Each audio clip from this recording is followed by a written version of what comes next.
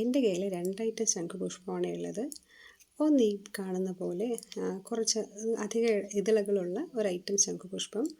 ഞാൻ ഈ ശംഖുപുഷ്പം സത്യത്തിൽ ഞാൻ ഒറ്റ ഇതളെ മുൻപൊക്കെ കണ്ടിട്ടുണ്ടായിരുന്നുള്ളൂ. അപ്പോൾ ഇതെനിക്കൊരിടത്ത് പോയപ്പം ആ വീട്ടിൽ നിൽക്കുന്ന കണ്ടിട്ട് ഞാൻ അതിൻ്റെ വിത്ത് വാങ്ങി വീട്ടിൽ കൊണ്ട് പാകി ഇങ്ങനെ ഇപ്പോൾ ഇടയ്ക്കായിട്ടേ ഉള്ളൂ കിളിർത്തിട്ട്. അപ്പോൾ ഇന്ന് ഞാൻ നോക്കിയപ്പോൾ കുറച്ചധികം ശംഖുപുഷ്പം നിൽക്കുന്നത് കണ്ടു. അപ്പോൾ ഒരു വീഡിയോ എടുക്കാം എന്ന് ഞാൻ വിചാരിച്ചു. കണ്ടില്ലേ അതിൻ്റെ ഭംഗി, നല്ല ഭംഗിയാണ് അത് കാണാനായിട്ട്. ഇത് കണ്ടോ, ഇടയ്ക്കൊക്കെ ഇതുപോലെ ചിത്രശലഭങ്ങളൊക്കെ ഇവിടെ വന്നിരിക്കാറുണ്ട്. രാവിലെ ഒരു സമയമാകുമ്പോൾ ഇതുപോലെ കുറേ ചിത്രശലഭങ്ങൾ വരാറുണ്ട്. പിന്നെ ഇതാ അടുത്ത ശംഖുപുഷ്പം ഇതാണ്. ഇത് നമ്മൾ സാധാരണ കാണുന്ന ഒരു ഐറ്റം ഒറ്റ ഇതിലുള്ള ശംഖുപുഷ്പം ഉണ്ടല്ലോ, അതാണ് ഇത്.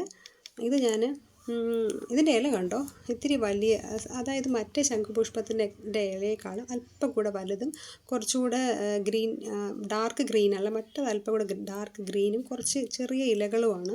ഇത് ഞാൻ നമ്മുടെ അഗസ്ത്യ ചീരയുണ്ടല്ലോ അതിലാണ് ഇങ്ങനെ പടർത്തി വിട്ടേക്കുന്നത്. കണ്ടോ, ഒറ്റ ഇതിലുള്ള സംഭവമാണിത്.